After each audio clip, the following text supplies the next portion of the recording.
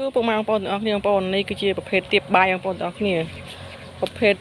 ស្លឹកទៀបបងប្អូនប្រយោជន៍វាមានច្រើនណាស់បងប្អូនទាំងអស់គ្នាអ្នកដែលអត់ដឹងគិតថាវាជាគាត់តែផ្លែវាហូបធម្មតាទេបងប្អូនប៉ុន្តែអត្ថប្រយោជន៍របស់វានោះគឺបងប្អូនទាំងអស់គ្នានេះស្លឹករបស់វាហ្នឹងគឺយើងយកទៅស្លបានដែរបងប្អូនទាំងអស់គ្នាយើងយកទៅសាប់តាពាំងសាប់អីចឹងទៅអ្វីដែលពិសេសជាងនេះបងប្អូនរឹសរបស់វាបងប្អូនរឹសគល់របស់វាបងប្អូនទាំងអស់គ្នាណាអារឹសធំរបស់វាហ្នឹងបងប្អូនទាំងអស់គ្នាគឺយកវាកោសធ្វើថ្នាំទាស់បងប្អូនទាំងអស់គ្នាដូចជាទាស់អត់ដឹងមុខអត់ដឹងអីឈឺក្បាលក្តៅស្រីរងាអញ្ចឹងបងប្អូនទាំងគ្នាអ្នកកូនខ្ចីបងប្អូនទាំងគ្នាយករឹសរបស់វាហ្នឹងហើយនឹងរឹសត្រប់ខាងបងប្អូនទាំងគ្នាមានតែពីរមុខហើយរឹសទទឹមហ្នឹងដោះវាជាមួយនឹងស្រាសបងប្អូនទាំងគ្នាដាក់លេបទៅឲ្យធុប3សរសៃ